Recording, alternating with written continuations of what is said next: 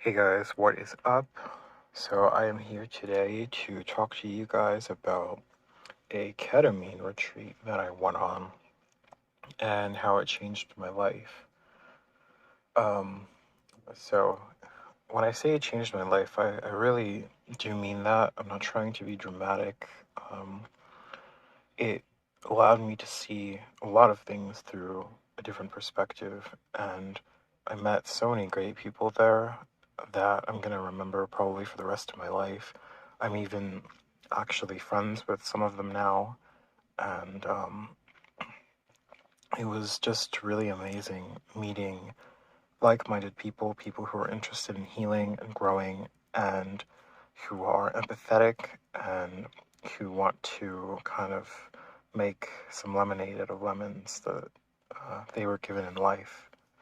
So it was a great experience. So I'll go into it right now um, as to what happened. So it was it was over a weekend. So it was Friday to Sunday, and it started at around 3 p.m. So basically, what happened is I got there. I didn't know anyone. The only person who I had really talked to beforehand was the coordinator of the whole thing. So I went through a psychedelic society that's based near New York, and so we had this intro call where I met the founder, and then there was a therapist that was kind of supervising everything, and then I did get a brief introduction to some of the other people that were participating. But other than that, I didn't know anyone. I wasn't like friends with anyone. It was nothing like that. So I got there and I was kind of thrown in this environment with these people that I barely knew. Um, and it was certainly very anxiety provoking for me. I mean, more anxiety provoking than anything that I normally do, for sure.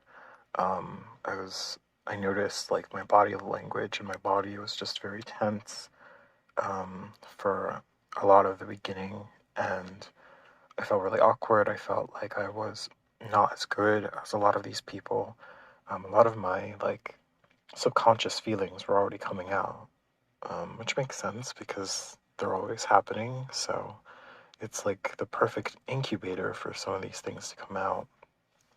And I we just kind of talked for a while, and then at around 4, I think we started like we had our like introduction to the whole retreat. So we were in the living room at that point. So we were in this Airbnb. It was in the woods in another state, a state near New York, but not New York.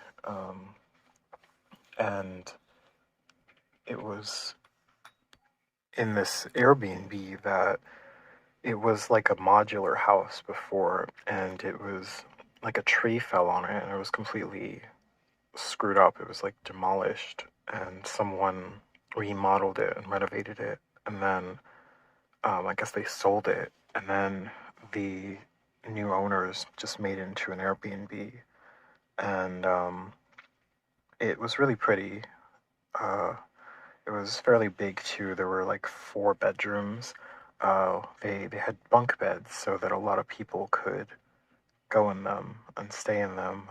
There were 10 people at the retreat total. There were 7 like participants and then 3 volunteers. Um, so it was a full house for sure. But anyway, we were in the living room. We had these mats that we were gonna lay on in order to do the ketamine, and we were there for a lot of the like group activities. So we got on our mats, and then the coordinators just kind of gave an introduction to everything. And then I think right after that introduction, we did our first ketamine journey. So my first ketamine journey was pretty lackluster, to be honest, but I'm kind of glad that it played out the way it did. So what I mean is, ketamine, basically how it works is it makes you completely dissociate from your body. And in that process of being dissociated, you start to, um, you can analyze things about yourself in a more objective way without getting all in your feelings about it. That's not to say that you don't feel anything during ketamine. You can actually feel quite a lot, but it sort of kind of lets you meet your real self and lets you really know the things that you need to work on in your life in order to fix things. And my first, they call them journeys. So, like, my first trip basically was not great. I just felt kind of heavy, and that was really it. It wasn't very intense. I think I thought about really random stuff, like I thought about like video games I played when I was a kid or something, and there was really not much insight to be gained. But after the ketamine, everyone else was talking about like their journeys and how great things went, and I was just like, wow, like maybe I shouldn't have come here. Like, I really feel like I don't belong. I have like nothing to talk about, and I have like nothing in common with these people. And the ketamine did put me in this kind of vulnerable state. I noticed that I get anxiety after I do ketamine. Like, even if it's a really good journey or trip, I just get this rebound anxiety type thing. I guess, by nature of it being a chemical and a mind altering drug. So I had this anxiety, and people kept coming up to me and being like, hey, like, are you alright? What's wrong? And I was just like, oh, like, I'm fine. Until eventually, like, people, they really kind of pried, because I guess that's sort of the point. Like, we're supposed to be really emotionally intimate for that weekend. And I finally opened up, and I kind of said that I was having doubts, and that um, I, like, I felt really bad because everyone in the room was like supporting each other, and they were being really empathetic with each other, and because my anxiety was so high, I couldn't really see past myself to offer anyone support. I was just in this horrible state. And when in saying that, like, the people were really supportive. They were really altruistic. um, they said a lot of things to me that really helped. And um, I just felt really accepted. Um, and it's kind of embarrassing, but I even like started crying at the dinner table. Not like bawling, but my eyes were starting to tear up. And because I hadn't ever gotten that kind of support before. Like, my family is not like that at all. My family is just like, oh, get over everything.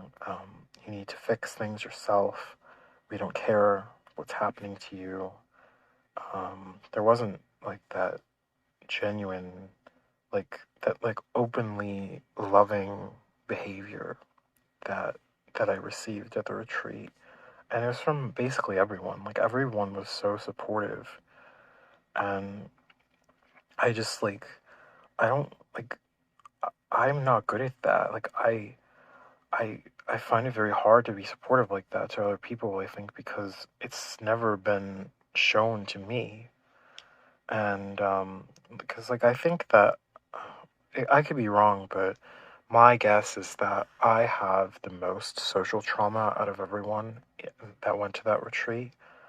Meaning, like, I probably have had the least amount of genuine friendships. Um, I don't think anyone else was autistic. I think that I was probably the only one. There was probably one other person who was, but he was a lot more like, I don't know, like more connected to people or something. Like, I can tell that it seems like he had friends when he was a kid. He talked about stories when he was a kid, and he talked about having friends when he was a kid, and being around lots of different people. So I think I really had the most like isolation out of everyone in that group. And I I guess maybe it doesn't matter, like, one thing I learned there was to try not to compare myself to other people, because it just doesn't help at all. Like, I've tried to learn.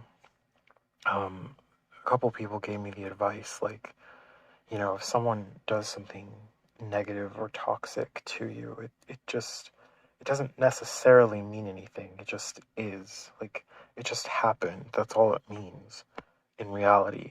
It doesn't mean that they're automatically like a bad person. And that was probably something I really needed to hear, because I really struggle with like writing people off as soon as they do something wrong, and kind of painting them in black and white. I did that with like my partners that I've talked about on this channel. Um, I thought they were so amazing, and then like I saw the red flags, but I just didn't care. And then finally, like when I don't know, when things got too bad, then I sort of started painting them black and thinking that they were like evil and had personality disorders or something. Which I think my one partner probably did have a personality disorder, but the point is like just trying not to write people off as much like that. And but anyway, I got a whole bunch of really good advice, and I felt really bad that you know people that I wasn't that I couldn't be more supportive to the other people, and it was because my anxiety was so high being around all those people. Like, my heart rate was constantly 20 to 30 beats per minute above what it normally is, because I just couldn't like unmask or like let my personality out, even in that really intimate setting, which kind of sucks. But it seemed like they were accepting me as I was. They were okay that I, you know, couldn't bring my full genuine self out. And there were times where I didn't feel that much anxiety, and I brought myself out, and those were really nice times. Um, so we had dinner, and then I forget what we did. There was some activity or something.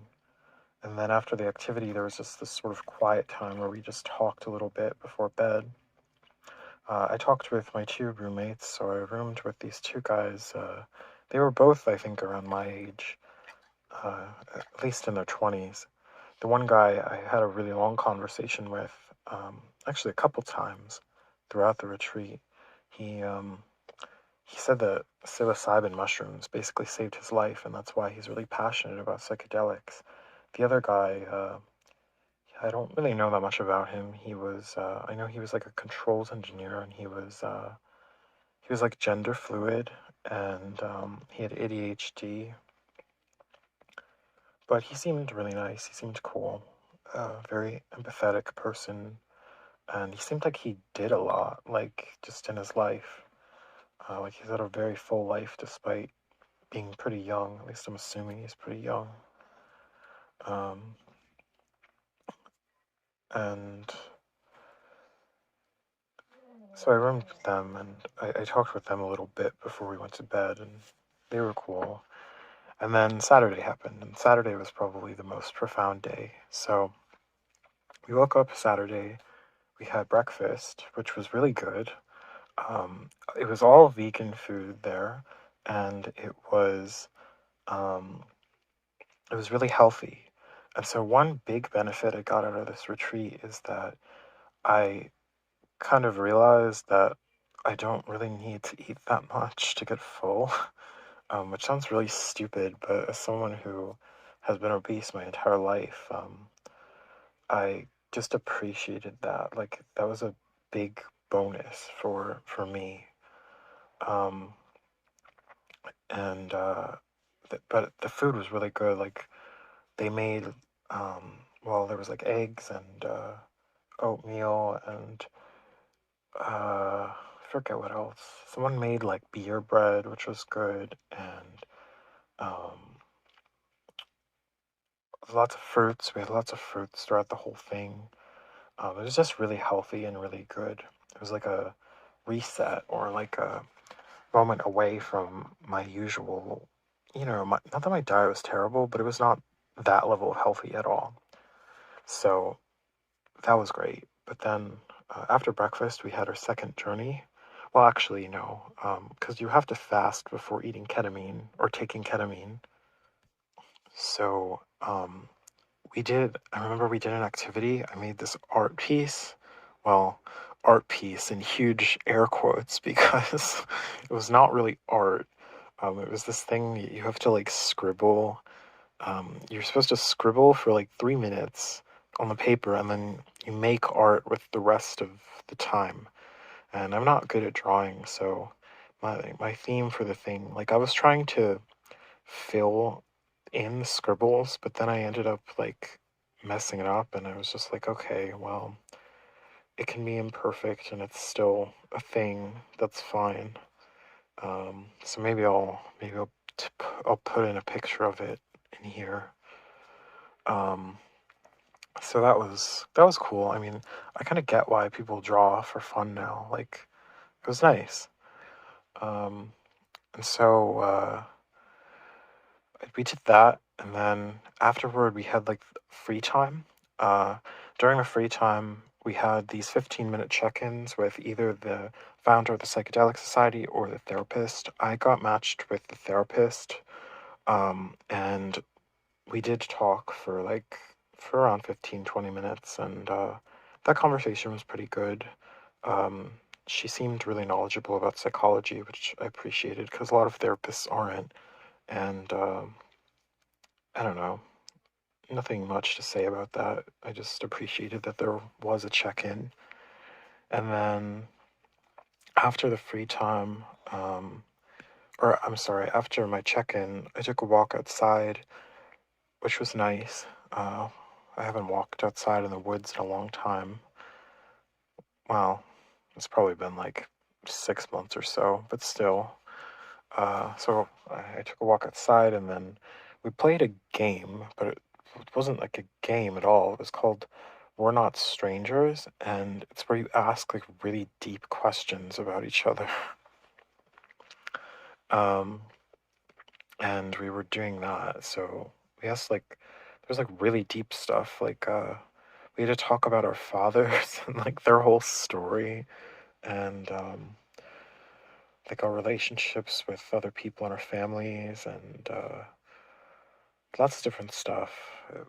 But it was nice. It was like, I liked that I got to share about myself and I got to learn more about all these people. They really had such unique stories and I really admire all of them. Like I felt really in awe of everyone and for their bravery and their resilience, for getting through such hard things in their lives and for so much more. Um, so I'm very grateful that I got to know these people a little bit. But after that, we did the second ketamine journey, and oh boy, let me tell you, that was way more intense than the first one. It was really intense. It was crazy. It was so. Someone else said that his journey was probably 50 to 100 times more intense than the first one the day prior, and I am inclined to agree with him. I think mine was probably 50 to 100 times more intense too. I was just like on another planet.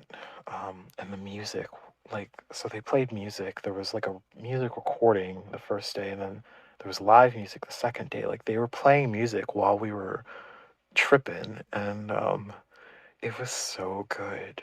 Like, I literally felt like I was born again. Like, it was incredible.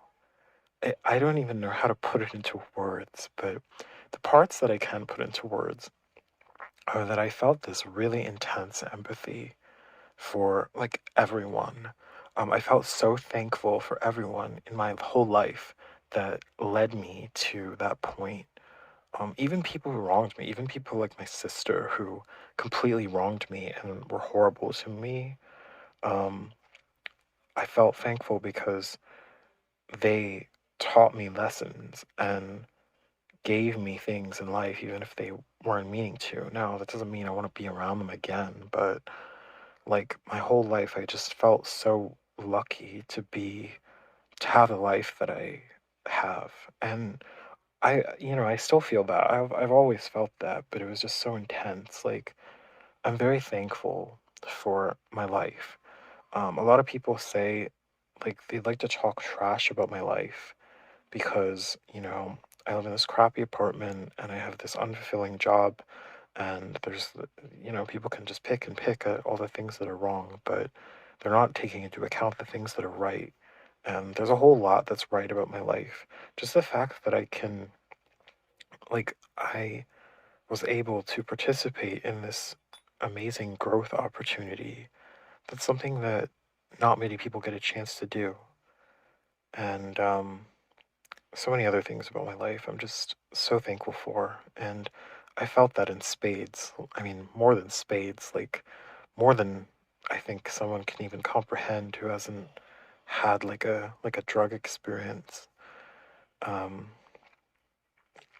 but and then I was crying so much. I cried for like 2 hours.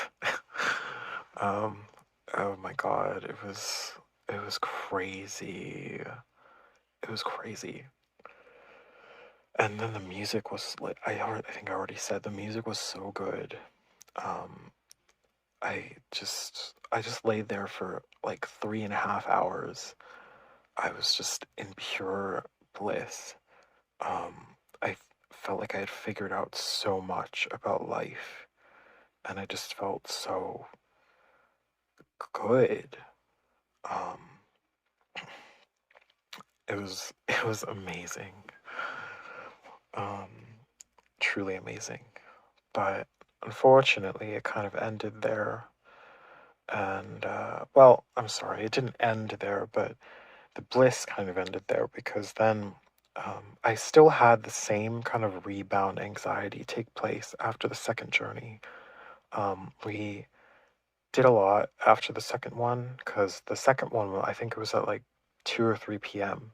And then we were on the trip for like 3 hours. So then it was like 6. So it was just getting dark, and um, we were like singing outside. We made a bonfire. Um, Lots of other stuff was going on, and I started feeling really self-conscious again, and I kind of clammed up, and I wasn't really able to talk yet again, and I felt really bad about it. Like I felt sad because I had just opened up in this amazing way, and I felt really empathetic towards everyone, and they asked what I was doing, and I before the anxiety started, and I was just like, oh my God, like I'm so thankful for every one of you being here, and this is so perfect. Like I really felt the sense of the retreat being perfect, and like my life being perfect in a way. It probably doesn't make any sense, but if you know, you know. I don't know.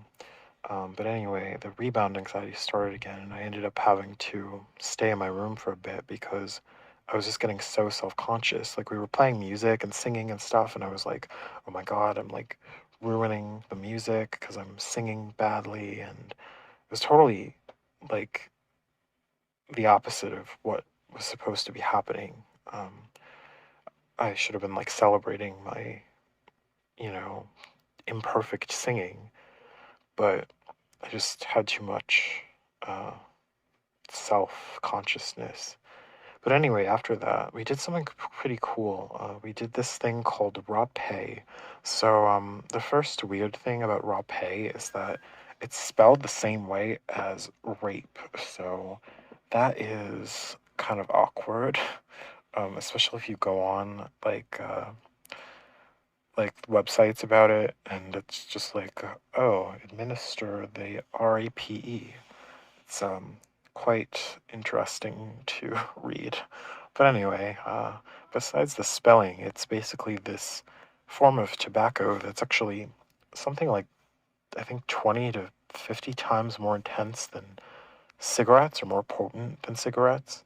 Um, what you do is it's usually um, it's given to you in ceremonies with like a shaman, and the shaman puts it in your nose. They blow it up your nose, so you have to breathe through your mouth. And if you breathe through your nose, you'll like get in your lungs, and it'll be horrible. So you breathe through your mouth, and you it goes through sinuses, and it's really intense. It puts you in this like really meditative state that I personally would have a hard time accessing naturally. Um, but uh, but it does it really fast, and uh, it's it's I don't know. It was just really cool. Like it's really grounding. So like if you're feeling anxiety or something before you take rapé, it's gonna be gone right after you take it, and you're just gonna be able to like think whatever. You can meditate, you can do whatever. You can just like reality is just like put in front of you. And it's really cool because for me, I'm someone who I think reality is a lot better than what's in my head. Like I think all these negative things about myself, and it's uh, it's not, it's not the truth. So rapé, it shows you the truth temporarily, which I really appreciated. So I would gladly do that again. So we did that. That was cool. And then after that, I think oh yeah, we sang more and played music more. And then I think we went to bed. Yeah. I went to bed a little bit early because I don't know. I just felt tired or something because that second journey was crazy. But yeah, I mean, we went to bed, and then on Sunday we left. We woke up on Sunday, we ate breakfast, and then we left. I mean, I left at like probably 9 in the morning. So that was it. Um, it was it was crazy and it was amazing, and I would 100% do it again. I'm so glad I went. I remember I had so much anxiety going into it, but I'm so glad that I did it. Um, it was very impulsive for me. I saw um, an ad that it was happening, and I clicked on it, and I just signed up immediately, like extremely impulsive. And now I think that have been, it's totally taken me in a positive direction on my healing journey. It's shown me what I need to do, or at least some of what I need to do in order to heal more. So I can talk about that a little bit now. So the first thing is I realized that I wasn't putting out much positivity into the world. I was kind of keeping it to myself because I was worried that, I don't know, like I would get taken advantage of with it, or like other people just didn't deserve my positivity, or that it was somehow just a bad thing. But ever since the retreat, I've really tried to like compliment people if I feel like complimenting them, try to smile at people, look at people, and then like if people don't want to look at me or don't want to respond, I'm trying not to take it as personally. I'm trying to like, go back, it goes back to that thing that they told me, like if something happens, if someone does something to you, it just is. It doesn't necessarily mean anything about them, and it doesn't mean anything about you.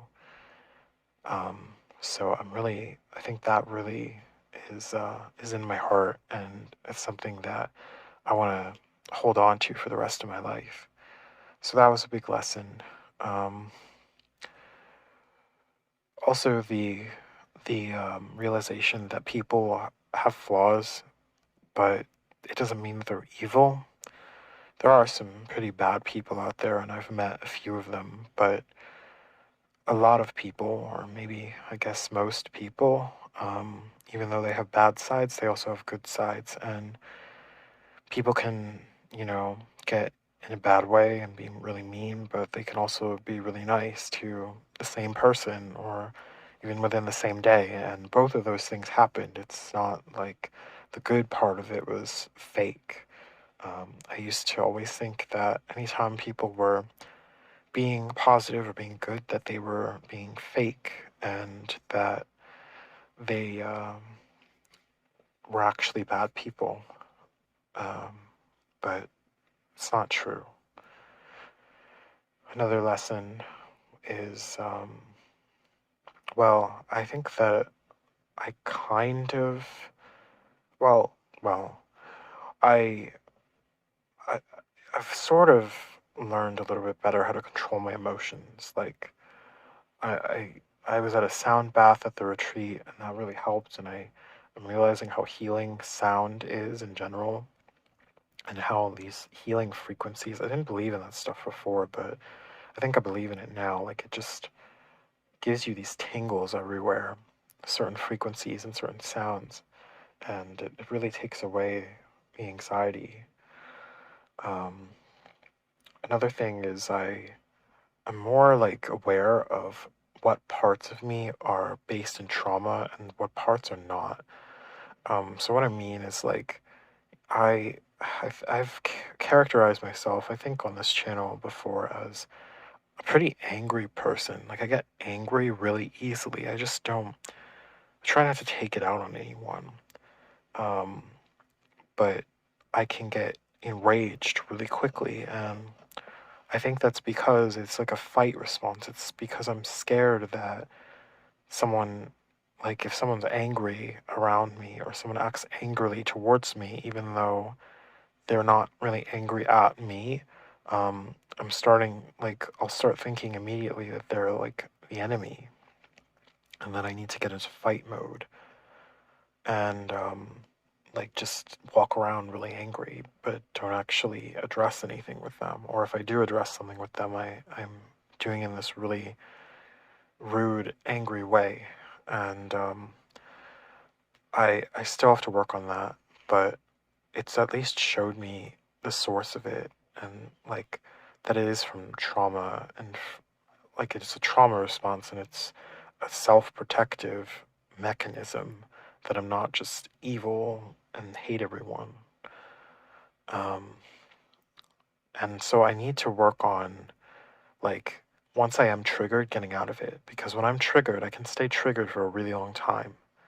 And that's what leads me to do all these negative behaviors that I've done, like overeating and drugs and hooking up with random people. Like it all stems from getting triggered and then staying triggered and then not really realizing that I'm still triggered.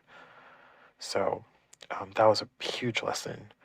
Um, Another thing, well, my eating, I said that before, but I've been eating a lot less and a lot healthier since I got out of the retreat.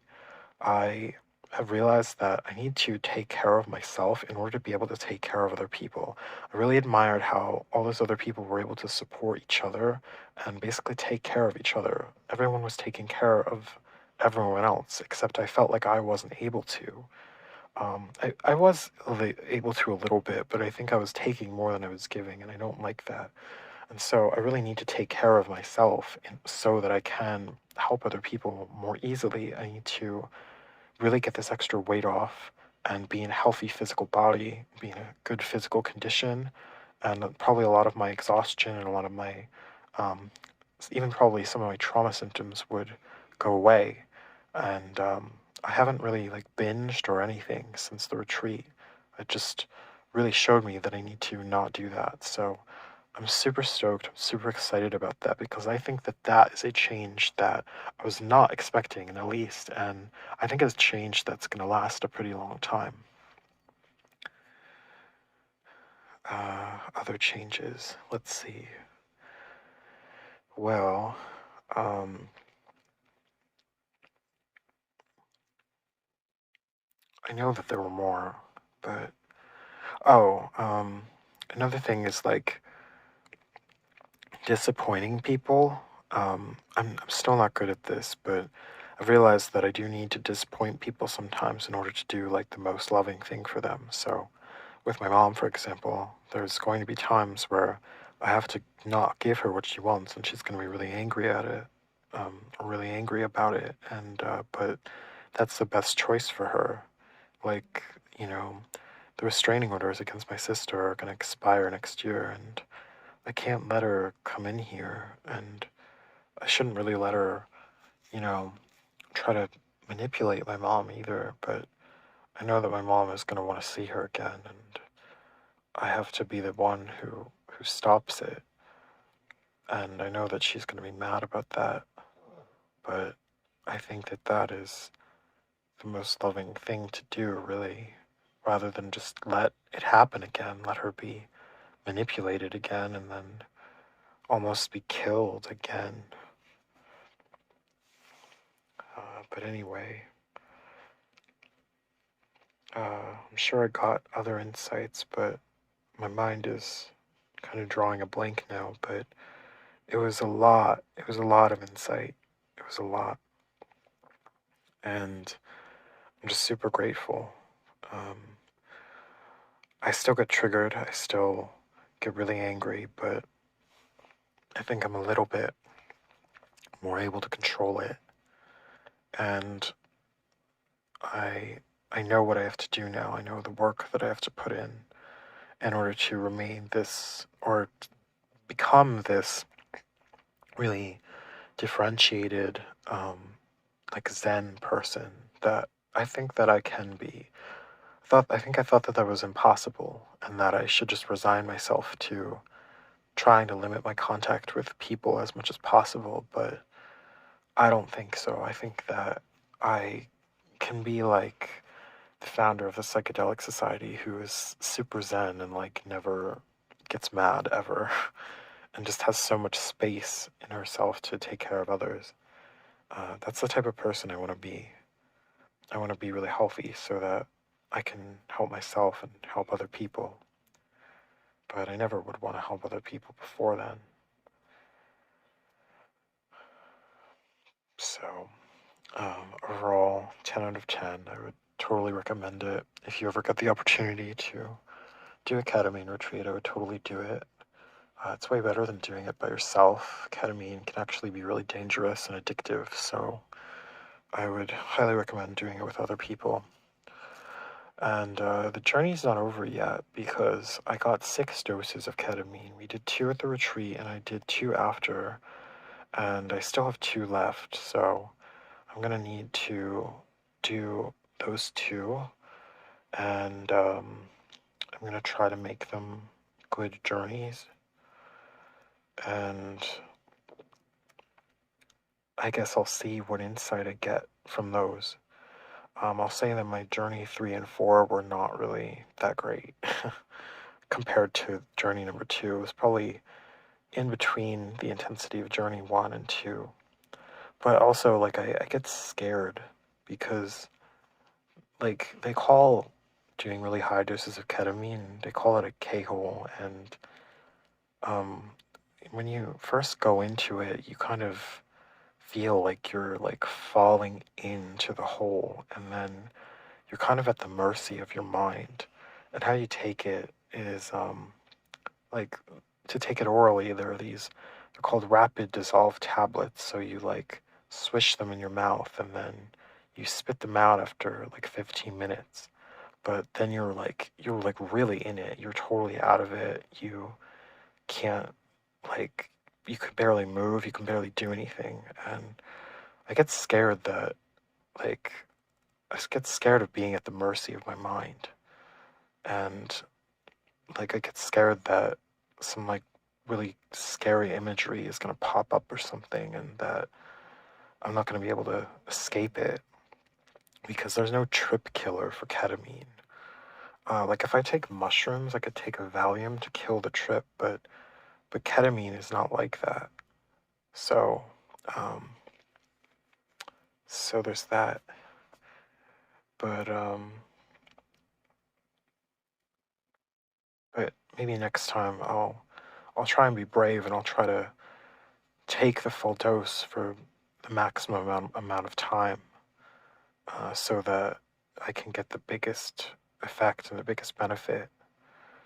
Even if the trip is bad, there are still things you can learn from bad trips. So it's not necessarily a bad thing, but I, I'm just too scared.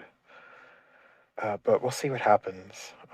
Maybe I'll make like an update video of what my last two journeys are like, and then maybe I don't know, I might order more ketamine and try to have some more journeys. Since they seem to be really beneficial. S- Um, like I don't know that I like mushrooms very much. The last time I took mushrooms, I thought that I was going to go psychotic and be psychotic forever, and it was not pleasant. I ended up taking Valium and killing the trip, like I said, so ketamine might be a better bet because there aren't as many permanent effects with ketamine. But anyway, I've gone on for a pretty long time, so I should probably end the video here. But it was I'm glad that I made this video so that I can remember for the rest of my life what it was like and the progress I've made, because I'm sure in another couple of years I'm gonna be like a completely different person, and I'll be able to look back at this moment, and I think it's gonna be um, I'm gonna in retrospective I'm probably gonna think of it as a really pivotal moment in my life. So very glad I made the video. I hope you're all doing well. If you made it to the end, that's really cool. I don't ever expect that. I pretty much make these videos for myself, but I don't know. Maybe I should try making videos for other people to try to brighten other people's day, to try to entertain other people. Maybe that would be, I don't know. Maybe that's something I could try uh, since I'm trying to benefit other people's lives a little bit more, in just in little ways so far. But anyway, I'm gonna get going. Thanks for watching. Bye.